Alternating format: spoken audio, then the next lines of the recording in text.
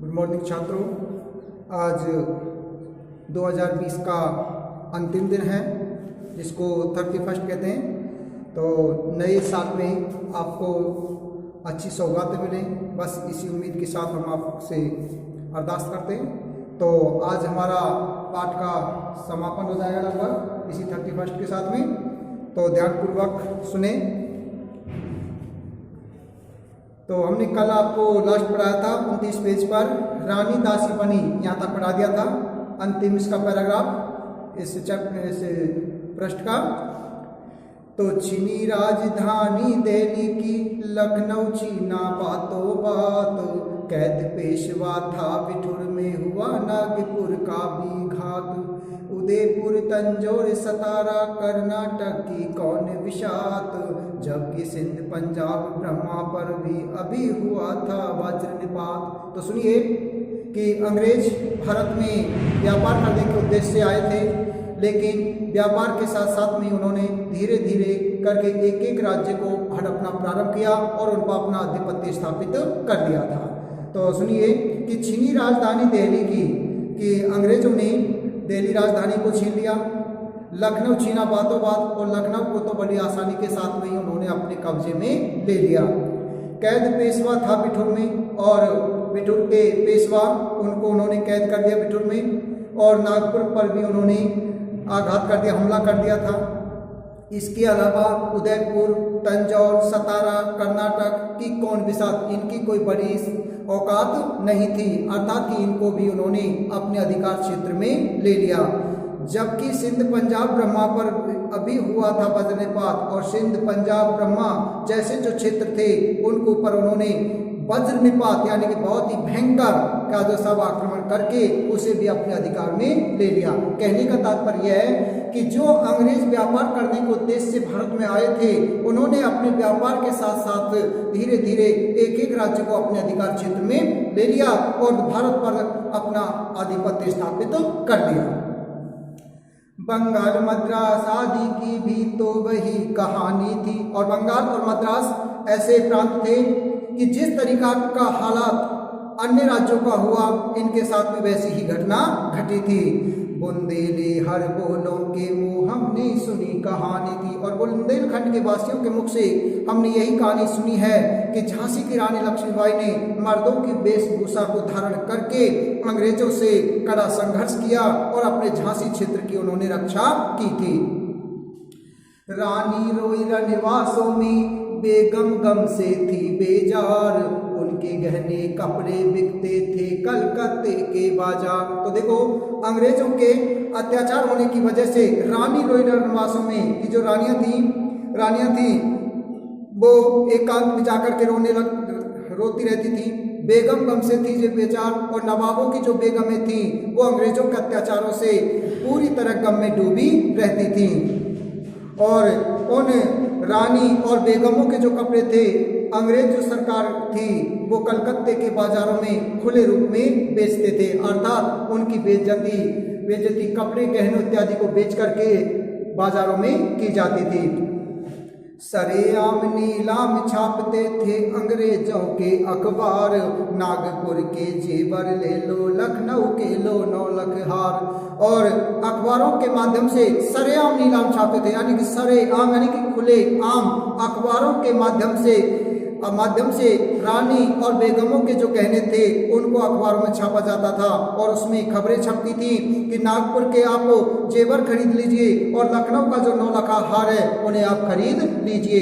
इस तरह की खबरें अखबारों में छपने की वजह से रानी और बेगमों की बेइज्जती होती थी, जिसे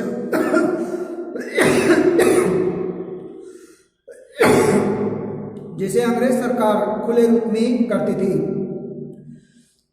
यूं पर्दे की इज्जत परदेसी के हाथ बिकानी थी, बुंदेले हर बोलों के मुंह हमने सुनी कहानी थी। तो यानी जो रानियां और बेगमें थी हमेशा पर्दे के पीछे रहती थी और अपनी इज्जत को बचा करके रखती थी, लेकिन पर्दे से अर्थात की जो अंग्रेज सरकार थी उन्होंने उनकी बेइज्जती कर डाली और अखबारों के माध्यम से उनको बेइज्जत किया जाता था। और बुंदेलखंड के वासियों के मुख से यही कहानी सुनी है कि रानी लक्ष्मीबाई ने पुरुषों की वेशभूषा को धारण करके अंग्रेज सरकार से कड़ा संघर्ष किया था। कुटियों में थी विषम वेदना, महलों में आहत अपमान, वीर सैनिकों के मन में था पुरखों का अभिमान। तो देखो, कुटियों में थी विषम वेदना, कुट झोंपड़ी और कुटियों में रहने वाले जो भारतीय थे वो हमेशा विषम वेदना, कड़े दुख में पड़े रहते। और महलों में रहने वाले जो राजा महाराजा थे उनका अंग्रेजों के द्वारा अपमान किया जाता था। और वीर सैनिकों के मन में था अपने पुरखों का अभिमान। और जो वीर सैनिक थे, जो उनके पूर्वज हमेशा अपनी वीरता की कार्य किया करते थे, उनके मन में हमेशा अपने पूर्वजों का यह अभिमान भरा रहता था, अर्थात कि वो अंग्रेज सरकार से टक्कर देना चाहते थे। नाना धुंधु पंत पेशवा जुटा रहा था सब सामान, बहन छबीली ने रणचंडी का कर दिया प्रकट आह्वान। उधर नाना धुंधु पंत पेशवा वो अंग्रेज सरकार से संघर्ष करने के लिए तरह तरह के रचनाएं रच रहा था, चक्रव्यूह रच रहा था। और इधर बहन छबीली ने रणचंडी यानी दुर्गा का रूप धारण करके अंग्रेजों से युद्ध करने का आह्वान कर लिया था। हुआ यज्ञ प्रारंभ उन्हें तो सोई ज्योति जगानी थी। और इस तरह से रानी लक्ष्मीबाई ने घोड़े पर सवार होकर के अपने युद्ध का आह्वान कर दिया, क्योंकि सोई ज्योति जगानी थी कि जो भारतीय लोग अंग्रेजों के गुलाम बन करके रह गए थे उनमें स्वतंत्रता की चिंगारी पैदा करना, ये तो उनका परम लक्ष्य था। और बुंदेले हर बोलों के मुंह हमने सुनी कहानी थी। और बुंदेलखंड के वासियों के मुख से हम यही कहानी सुनते आए हैं कि रानी लक्ष्मीबाई ने पुरुष वेशभूषा को धारण करके अंग्रेजों से संघर्ष किया था। महलों ने दी आग, झोंपड़ी ने ज्वाला सुलगाई थी, ये स्वतंत्रता की चिंगारी अंतरतम से आई थी। तो इस तरह से महलों में रहने वाले जो राजा थे उन्होंने युद्ध की घोषणा कर दी, अर्थात उन्होंने पूरी तरह से आग की लपटें पैदा कर दी। और झोंपड़ी में रहने वाले जो सामान्य वर्ग के प्राणी थे उन्होंने भी अपना कुछ थोड़ा बहुत सहयोग देकर के अंग्रेजों से युद्ध किया था। ये स्वतंत्रता की चिंगारी अंतरतम से आई थी, क्योंकि स्वतंत्रता रूपी जो चिंगारी थी वो हर भारतीय के हृदय में छिपी हुई थी और उस आजादी को वो प्राप्त करना चाहते थे। इस तरह से अंग्रेजों से युद्ध करने के लिए कौन कौन से जो क्षेत्र थे जिन्होंने अपना प्रयास किया था, झांसी चेती, दिल्ली चेती, लखनऊ लपटे छाई थी, मेरठ कानपुर पटना ने भारी धूम मचाई थी। इस तरह से झांसी, दिल्ली, लखनऊ इत्यादि के अलावा मेरठ, कानपुर, पटना, इन सभी ने अंग्रेजों के साथ में धूम मचाई, अर्थात कि बहुत ही कड़ा संघर्ष किया था और अपनी वीरता का इन्होंने परिचय दिया। इसके अलावा जबलपुर, कोल्हापुर में भी कुछ हलचल उकसानी थी। जबलपुर, कोल्हापुर जैसे जो प्रांत थे उनमें भी स्वतंत्रता का युद्ध करने के लिए वीरता की बातें पैदा की, ताकि वो भी इस संघर्ष में अपना योगदान दे सके। और बुंदेलखंड के वासियों के मुख से हमने यही कहानी सुनी है कि रानी लक्ष्मीबाई ने सन 1857 के स्वतंत्रता संग्राम में अपना अभूतपूर्व योगदान दिया था। इसी स्वतंत्रता महायज्ञ में कई वीरवर आए काम, नाना धुंधु पंत तातिया चतुर अजीमुल्ला सरनाम। तो जो 1857 का स्वतंत्रता संग्राम हुआ था, उस स्वतंत्रता रूपी महायज्ञ में वीरवर यानी कैसे वीरवर योद्धा काम आए थे, जिनमें धुंधु पंत नाना साहब, तात्या टोपे, चतुर अजीमुल्ला सरनाम ऐसे प्रसिद्ध योद्धा थे जिन्होंने अपना योगदान दिया था, अपना बलिदान दिया था। इसके अलावा अहमद शाह मौलवी, ठाकुर कुंवर सिंह सैनिक अभिमान, भारत के इतिहास गगन में अमर रहेंगे जिनके नाम। तो ये ऐसे वीर सेनानी थे जिनका भारतीय इतिहास में हमेशा नाम है जो अजर और अमर रहेगा, क्योंकि इन्होंने 1857 के स्वतंत्रता संग्राम में वीरगति को प्राप्त किया था। तो वीरगति प्राप्त करने वाले महान योद्धा थे, जिसमें धुंधु पंत नाना साहब, तात्या टोपे, चतुर अजीमुल्ला, अहमद शाह मौलवी, ठाकुर कुंवर सिंह ऐसे महान अभिमानी योद्धा थे जिन पर हमें अभिमान रहेगा और भारत के इतिहास गगन में हमेशा इनका नाम अजर और अमर रहेगा, अर्थात उनका नाम कभी मिट नहीं सकता। लेकिन आज जुर्म कहलाती उनकी जो कुर्बानी थी, बुंदेले हर बोलों के मुंह हमने सुनी कहानी थी। खूब लड़ी मर्दानी वह तो झांसी वाली रानी थी। तो बुंदेलखंड के वासियों के मुख से हमने यही कहानी सुनी है कि रानी लक्ष्मीबाई ने 1857 के स्वतंत्रता संग्राम में अपना महान योद्धा महान जो बलिदान दिया था, इस तरह से वो हमेशा इतिहास में अजर और अमर है। इनकी गाथा छोड़ चले हम झांसी के मैदानों में, जहां खड़ी है लक्ष्मीबाई मर्द बनी मर्दानों में। तो जो भी महान योद्धा थे, इनकी जो कहानियां हैं उनको तो हम झांसी के मैदानों में छोड़ देते हैं, लेकिन रानी लक्ष्मीबाई है वो झांसी के मैदान में खड़ी होकर के अंग्रेजों के बीच में मर्दों की तरह खड़ी हुई है और उनसे टक्कर देने के लिए तत्पर है। इसके अलावा लेफ्टिनेंट बॉकर आ पहुंचा, आगे बढ़ा जवानों में, रानी ने तलवार खींच ली, हुआ द्वंद आसमानों में। तो इधर जो अंग्रेज लेफ्टिनेंट बॉकर था वो अपनी सेना को लेकर के आगे बढ़ गया, तो रानी लक्ष्मीबाई ने अपनी तलवार को खींच लिया और दोनों की सेनाओं के मध्य में युद्ध हुआ था। और युद्ध ऐसा था कि मानो दो महान योद्धाओं के बीच में युद्ध कोई आसमान में हो रहा हो। तो इस तरह से रानी लक्ष्मीबाई ने अपनी वीरता का परिचय दिया कि जख्मी होकर बॉकर भागा, उसे अजब हैरानी थी। तो रानी लक्ष्मीबाई के साहस और औदात्य के आगे जो बॉकर है वो जख्मी हो गया और जख्मी होकर के वहां से भागने लगा। तो उसे काफी आश्चर्य हुआ था कि आखिर इस रानी लक्ष्मीबाई ने मुझे कैसे परास्त कर दिया। तो बुंदेलखंड के वासियों के मुख से हम यही कहानी सुनते आए हैं कि रानी लक्ष्मीबाई ने 1857 के स्वतंत्रता संग्राम में अंग्रेजों के साथ में बहुत ही बड़ा संघर्ष किया था और उन्हें मुंह की खानी पड़ी थी। विजय मिली पर अंग्रेजों की फिर से ना घिर आई थी। तो रानी लक्ष्मीबाई ने बॉकर को परास्त कर दिया था, लेकिन अंग्रेजों की जो सेना थी फिर से एकत्रित हो गई थी। अब के जनरल स्मिथ सम्मुख था, उसने मुंह की खाई थी। तो अब की बार बॉकर के स्थान पर जनरल स्मिथ अपनी सेना को लेकर के आया था, लेकिन रानी लक्ष्मीबाई ने और उसके सैनिकों ने वो परिचय दिया कि उसे भी अपने मुंह की खानी पड़ी थी, अर्थात कि वह भी परास्त हो गया। कान्हा और मुंद्रा सखियां रानी के संग आई थी, युद्ध क्षेत्र में उन दोनों ने भारी मार मचाई थी। और इस 1857 के स्वतंत्रता संग्राम में रानी लक्ष्मीबाई का जो साथ है, उसकी बचपन की सखियां थी कान्हा और मुंद्रा, उन्होंने भी उसका साथ दिया था और उन दोनों ने 1857 के स्वतंत्रता संग्राम में भारी मार मचाई थी, अर्थात कि अभूतपूर्व योगदान अपना दिया था। पर पीछे हीरोज आ गया, हाय घिरी अब रानी थी। तो यानी कि जनरल स्मिथ है वो भी परास्त होकर के चला जाता है, लेकिन पीछे से हीरोज अपनी सेना को लेकर के आ गया था और उसकी सेना को देख करके प्रतीत हुआ कि अब रानी घिरने वाली है। लेकिन रानी लक्ष्मीबाई उनके बीच में घिर जाती है, परंतु अपने साहस और उत्साह को कम नहीं होने देती है। और बुंदेलखंड के वासियों से हमने यही सुना है कि रानी लक्ष्मीबाई ने पुरुष वेशभूषा को धारण करके अंग्रेजों से संघर्ष किया था। तो भी रानी मार काट कर चलती बनी सैन्य के पार, किंतु सामने नाला आया था ये संकट विषम अपार। तो रानी लक्ष्मीबाई हीरोज की सेना के मध्य में गिर गई थी, लेकिन फिर भी उन्हें मारती काटती हुई वो सेना के पार में निकल जाती है। लेकिन उसके पास में जो घोड़ा था वो नया था, क्योंकि उसका पहला घोड़ा वीरगति को प्राप्त हो गया। नया घोड़ा जैसे ही आगे बढ़ रहा था, तभी सामने एक नाला आ जाता है और वह नाला रानी के लिए विषम साबित होता है और वह उसे पार नहीं कर सका।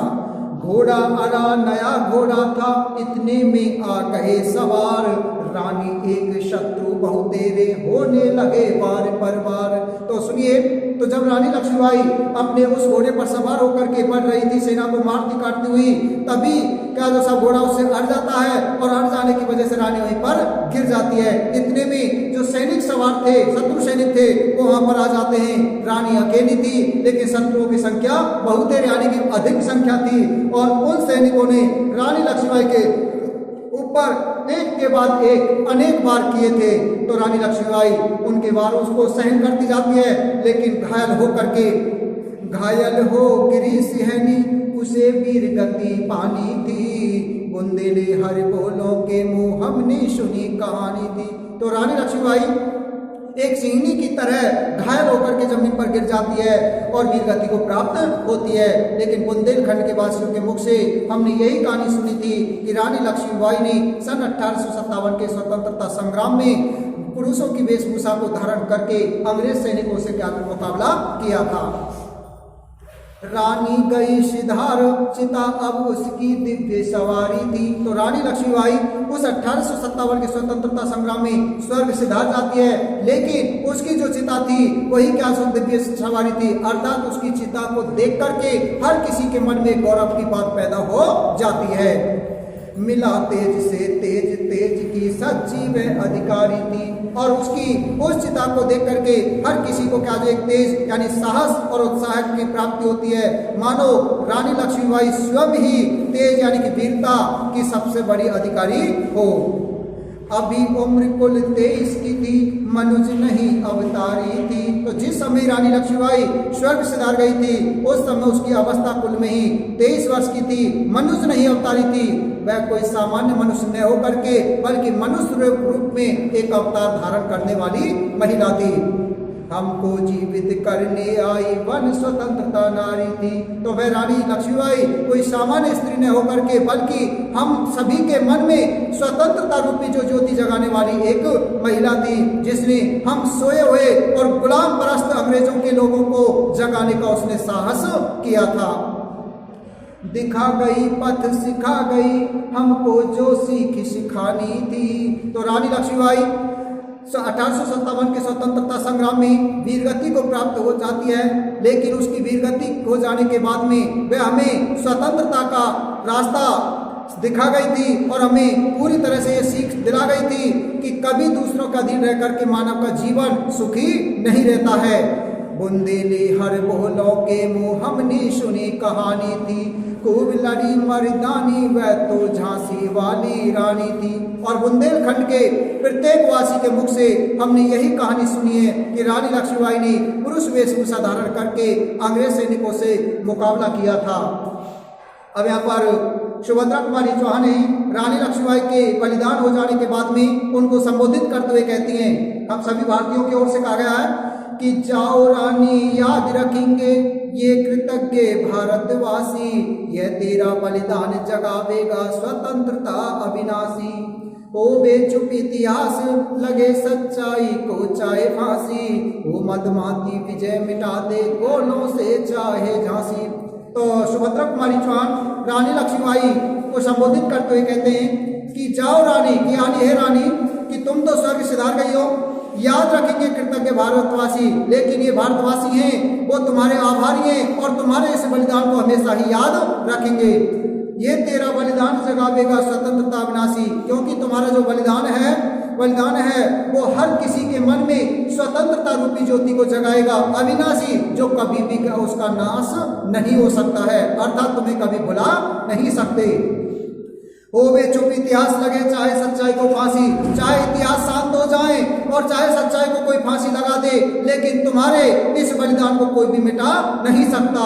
हो मदमाती विजय, और तुम्हारे इसी बलिदान की वजह से हमें विजय प्राप्त हुई है और मदमाती और उस बलिदान का हमें पूरी तरह से नशा है। मिटा दे गोलों से चाहे झांसी, और चाहे शत्रु जो सैनिक हैं वो चाहे झांसी के ऊपर इतने गोले बरसाएं, झांसी को मिटा दें, लेकिन तुम्हारे बलिदान को कभी कोई मिटा नहीं सकता।